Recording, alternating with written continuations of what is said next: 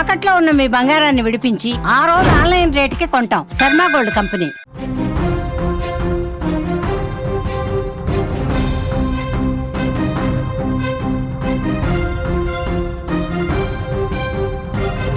తమిళనాడులో మరొక దారుణం జరిగింది.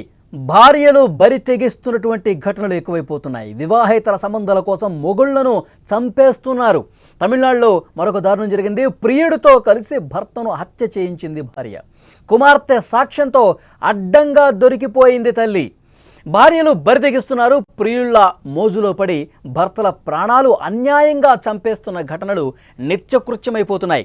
తాము తప్పులు చేసి ఆ తప్పులకు భాగస్వామిని బలి చేస్తున్నారు. కొందరు భార్యలు చేస్తున్న పనులు పెళ్ళంటేనే భయపడేలా చేస్తున్నాయి. తమిళనాడులో మరొక ఘోరానికి సంబంధించిన వార్త మనం చూస్తున్నాం. ఎదిరింట్లో ఉండే యువకుడితో వివాహేతర సంబంధం పెట్టుకున్న భార్య భర్తను అతడితో హత్య చేయించింది.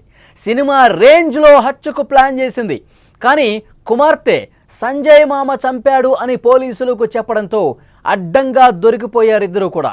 వేలూరు జిల్లా ఒడుకత్తూరు వద్ద కుప్పంపాళ్యానికి చెందిన భారత్ వంట మాస్టర్. అతడికి 5 ఏళ్ల కిందట నందినితో పెళ్ళైంది. వారికి 2 కుమార్తెలు కూడా ఉన్నారు. ఇద్దరు 5 ఏళ్లలోపు వారే.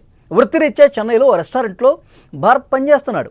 వారానికి 2 రోజుల్లో ఇంటికి వచ్చి వెళ్తుండేవాడు. ఈ క్రమంలోనే ఈ నెల 21న ఇంటికి రాగా బైక్పై భార్య చిన్న కుమార్తెను బయటకు తీసుకెళ్లి తిరిగి వస్తుండగా రోడ్డుకు అడ్డుగా ఉన్న కొబ్బరి మట్టలు దాటే ప్రయత్నంలో కింద పడిపోయాడు. వెంటనే అక్కడున్న ఓ వ్యక్తి భారత్పై కత్తులతో దాడి చేసి చంపేసినటువంటి పరిస్థితి ఉంది. ఎవరో తమ భర్తను చంపేసి పారిపోయినట్టు సీన్ క్రియేట్ చేసింది ఆ తల్లి. పోలీసులకు పొంతం లేని జవాబులు చెప్పింది. సీన్లో ఇక్కడ చూస్తే 3 ఏళ్ల కుమార్తెను పోలీసులు ప్రశ్నించారు. అసలు ఏం జరిగిందమ్మా, ఏమైంది, ఎలా జరిగింది అని అడిగారు పోలీసులు. తమ ఇంటికి ఎదురుగా ఉన్న సంజయ్ మామ నాన్నను చంపేశాడు అని చెప్పడంతో మొత్తం గుట్టు రట్టయిపోయింది. సంజయ్తో నందిని వివాహితర సంబంధం పెట్టుకుంది. ఈ క్రమంలోనే భర్తను చంపేందుకు స్కెచ్ వేసి పక్కా ప్లాన్తో అంతమొందించేసింది. చివరికి కుమార్తె చెప్పడంతో అడ్డంగా దొరికిపోయింది. చూశారుగా, ఇది చాలామంది భార్యల పరిస్థితి ఇట్లాగే ఉంది. ఇంత దారుణంగా భర్తలను చంపేసి జీవితాలు నాశనం చేసుకున్న పరిస్థితి. మరి ఆ పిల్లలు ఇప్పుడు వీళ్ళిద్దరూ జైలుకి వెళ్ళిపోతారు. చంపినందుకు భార్య, చంపినందుకు ప్రియుడు. భర్త అంటే తండ్రి, చిన్న పాప తండ్రి ప్రాణాలు వదిలేశాడు వీళ్ళ దుర్మార్గపు చర్యల వల్ల.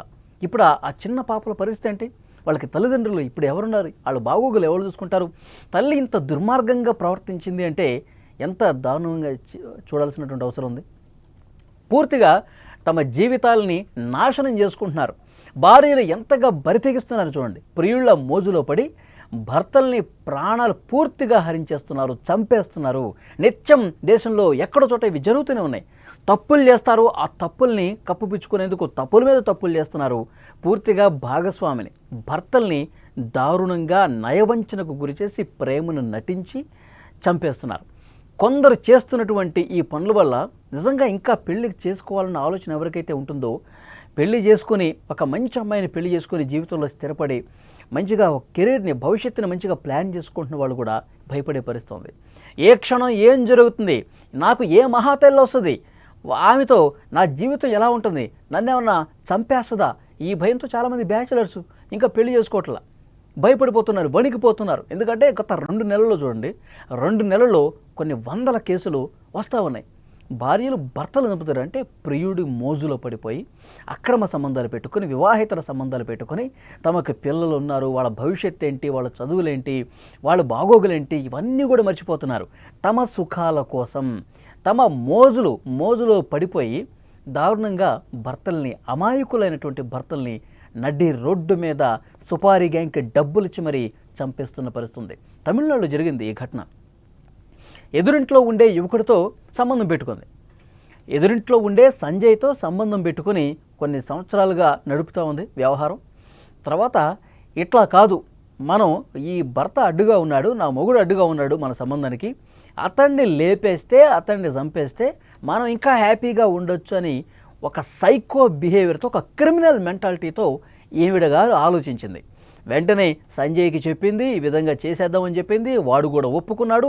ఇద్దరు కలిసి ప్లాన్ చేసుకున్నారు. బయటకి వెళ్ళి పని మీద బయటికి తీసుకెళ్ళింది. మనం పలానా షాపింగ్కి వెళ్దాం, అక్కడికి వెళ్దాం, ఇక్కడికి వెళ్దాం అని చెప్పింది.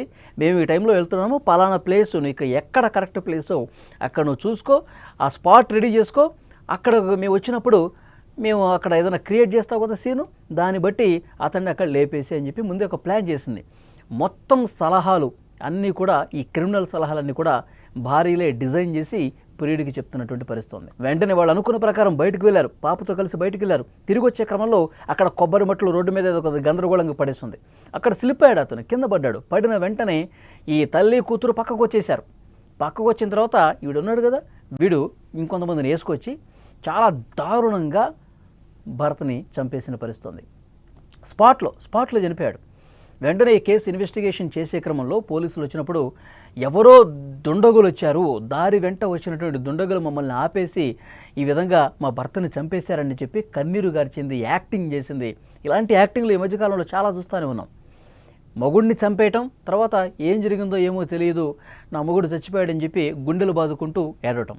ఈ యాక్టింగ్ అనేది సర్వసాధారణం అయిపోయింది ఇలాంటి మహిళలకి. సో డెఫినెట్గా పోలీసులు ఇన్వెస్టిగేట్ చేసినప్పుడు పిల్లలు దేవుళ్ళతో సమానం అండి. పిల్లలు అబద్ధాలు చెప్పరు. పిల్లలు ఏం జరిగిందో తాము చూసినట్టుగా స్పష్టంగా నిజాలు చెప్తారు, నిజాయితీ చెప్తారు. ఎలాంటి కల్లా కపటం లేనటువంటి పిల్లల మనస్తత్వాలు నిజమైనవి అని చెప్పి పోలీసులు ఆ పాపని క్వశ్చన్ చేశారు. ఎందుకంటే ఆ పాపతో కలిసి వాళ్ళు బయటికి వెళ్ళారు కదా, తిరిగి వచ్చే క్రమంలో ఇది జరిగింది కదా, ఆ పాప ఉంది కదా స్పాట్లో. ఏం జరిగిందమ్మా, ఎవరు చేశారంటే క్లియర్గా చెప్పింది. ఎదురింట్లో ఉంటాడండి సంజయ్ మామ, ఆయనే మా డాడీని కొట్టి ఈ విధంగా చంపాడని చెప్పి నిర్మోహమాటంగా చూసినట్టు చెప్పేసరికి పోలీసులు అస్సలు విషయం మొత్తం బయటపెట్టేశారు. గుట్టు రట్టయిపోయింది. ఆ పాప కన్న కూతురు నిజాలు చెప్పడంతో దొరికిపోయింది. వెంటనే ఇద్దరిని తీసుకెళ్లి బొక్కలో వేశారు. ఇప్పుడు ఆ కుటుంబ సభ్యులందరూ కూడా రోధిస్తూ ఉన్నారు. ఇంత దుర్మార్గమైనటువంటి ఆలోచనలతో ఆ భారత్ పేరెంట్స్ కావచ్చు, కుటుంబ సభ్యులు ఇలాంటి నీచపు మనస్తత్వపు దానిక మేము మా అబ్బాయిని ఇచ్చి పెళ్లి చేసింది, ఇంత దారుణంగా బిహేవ్ చేస్తుందా? ఇప్పుడు ఈ పిల్లల సంగతి ఎవరు చూడాలి? పిల్లలకి తండ్రి తల్లి లేకుండా పోయింది. ఈవిడ గారేమో జైల్లో పోయింది, పాపం తండ్రి ఏమో చనిపోయిన పరిస్థితుంది. ఈ పిల్లలు బాగోలు ఎవరు చూడాలి? వాళ్ళ కుటుంబ సభ్యులు చూడాలి. ఇక తల్లి లేనటువంటి, తల్లి ప్రేమ దక్కనటువంటి ఆ పిల్లల భవిష్యత్తు ఏ విధంగా ఉంటుంది? పూర్తిగా కుటుంబం పూర్తిగా సర్వనాశనం అయిపోయింది. ఇలాంటి ఆలోచనలు అవసరమా?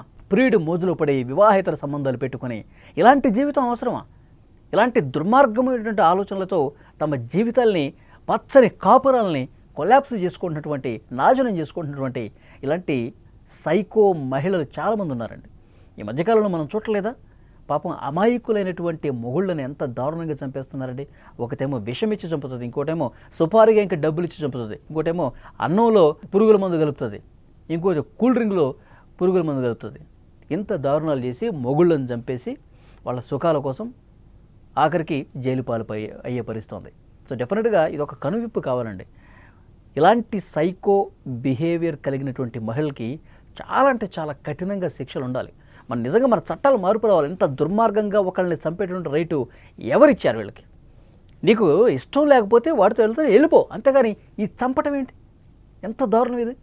సో వీళ్ళకి మన చట్టాల్లో పూర్తిగా మార్పు తీసుకురావాలి, కొత్త చట్టాలు రావాలి. ఈ విధంగా బిహేవ్ చేసిన వాళ్ళని నడి రోడ్డు మీద ఉరి తీయాలి. ఆన్ ది స్పాట్ ఏదన్నా ఒక కఠిన శిక్ష ఉండాలి. అలాంటి ఒక బలమైన చట్టం వస్తే ఒళ్ళు దగ్గర పెట్టుకొని ఈ కొవ్వెక్కినటువంటి వాళ్ళకు కూడా ఒక దారిలోకి తీసుకొచ్చే పరిస్థితి ఉంటుంది. సో డెఫినెట్గా ఇలాంటి చట్టాలు రావాల్సిన అవసరం ఉంది. ఇప్పుడు నేను జైల్లో ఊచ లెక్క పెడుతుంది, వాడు సంజయ్ అనేవాడు కూడా జైల్లో ఊచ లెక్క పెడతా ఉన్నాడు.